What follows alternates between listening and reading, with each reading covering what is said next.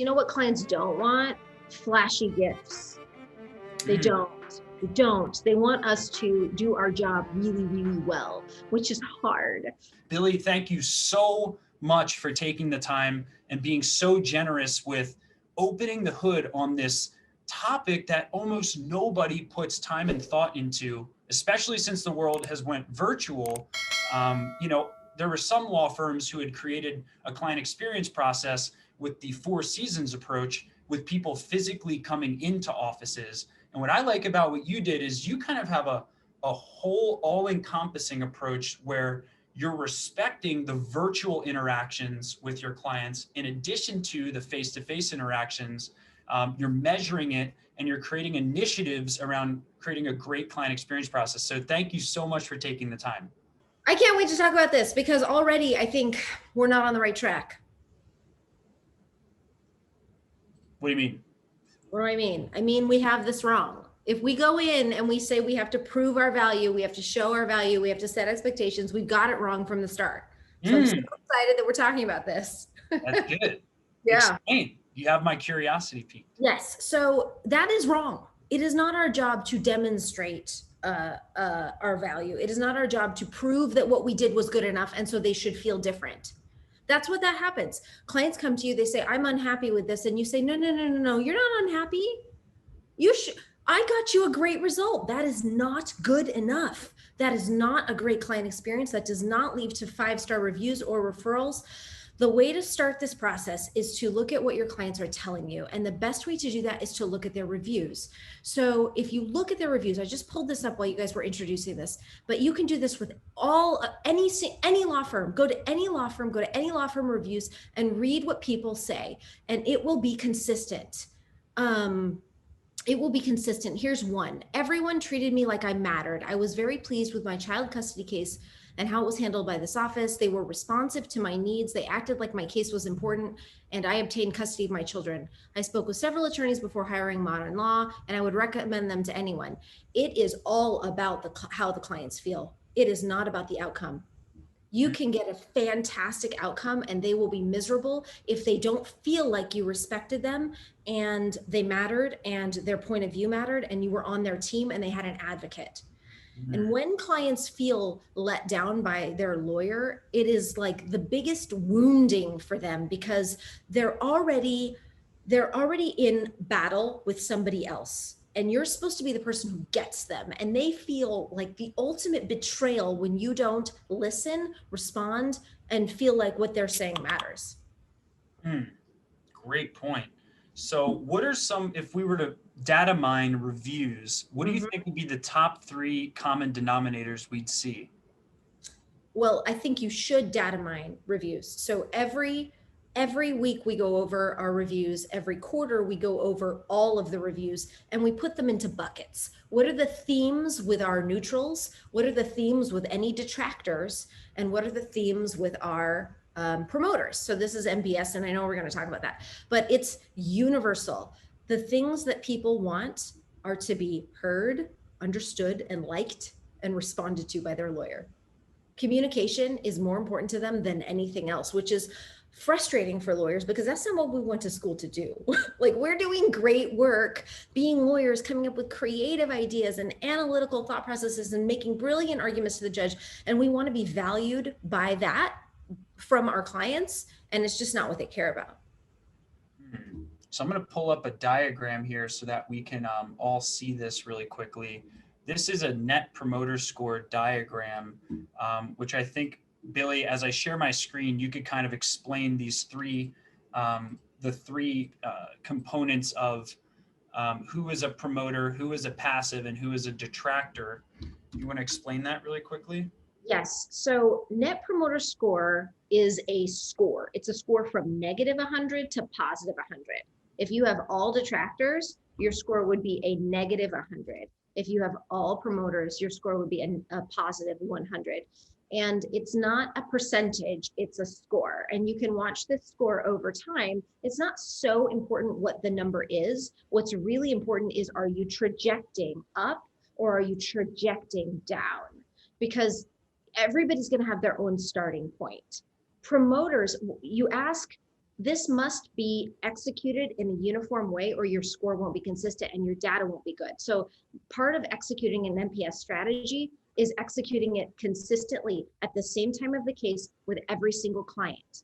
So in my firm, once a case is closed, then it goes to the client advocate team who makes the NPS call. It's to every single client, those who we like, those who we don't like.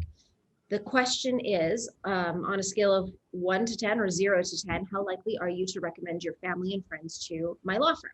What you're asking with that question is, did they get good value and do they like the service? That's the question. Was it worth it? Would I send them back? Was the service good? Was it what I expected?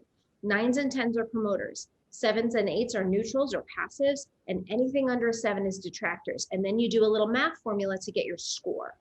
So for someone who's like, where do I get started surveying the happiness of my clients? How would you suggest getting started? I know there's different phases of the client relationship you could do it, but if you just wanted to do it to get started, looking back with all your experience, where would you suggest? Okay, so what you said is super important because people confuse a lot of these topics. On one hand, you do not want to wait till the end of the case to survey your client's happiness. Okay, so our client advocate team reaches out throughout the case every 30 to 45 days to just check in. That's not a net promoter score though.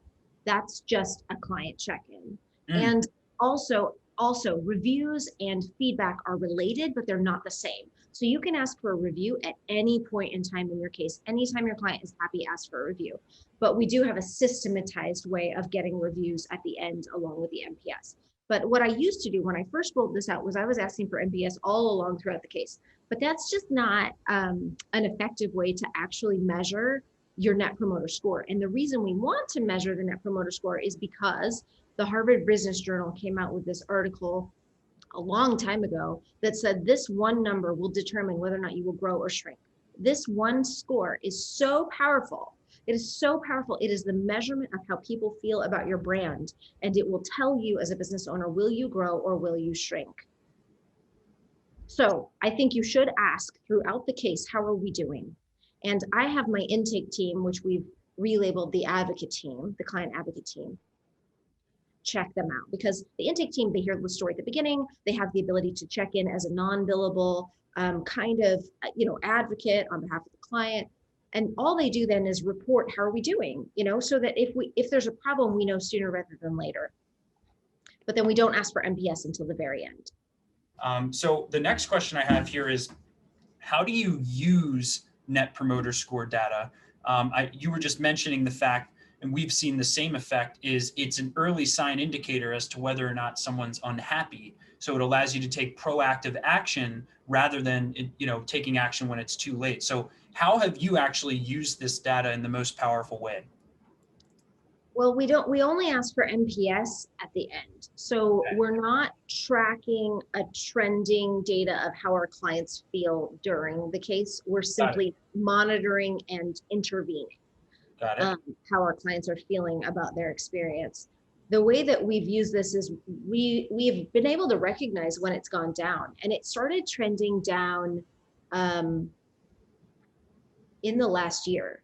Yep. And we started thinking about, okay, well, how are we interacting with our clients differently because of this pandemic? Yes, of course, maybe it's going to go down because people genuinely are experiencing, negativity, but also we're having less face-to-face contact. We're having less of a personal relationship because of that. That's really what's affecting our score, the personal relationships between the clients and the attorneys. So how can we make sure that we're increasing that? Simply by being aware of that and making sure that we made more time for video, more time for really checking into our clients, the score went up. Interesting. More time for video, more time checking in with clients. And what got you here maybe doesn't get you there. Like in today's environment, that's a really great point. Billie, I wasn't actually expecting to go into this, but I can't help but ask, client advocate team, could you explain?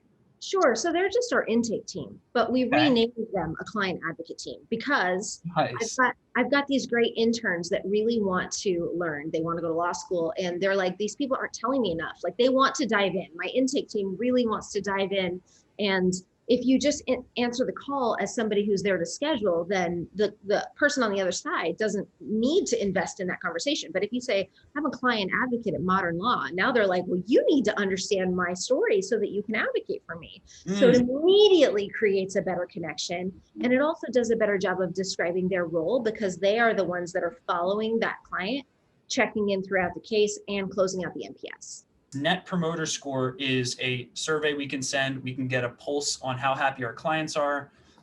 We've seen success using a randomized approach.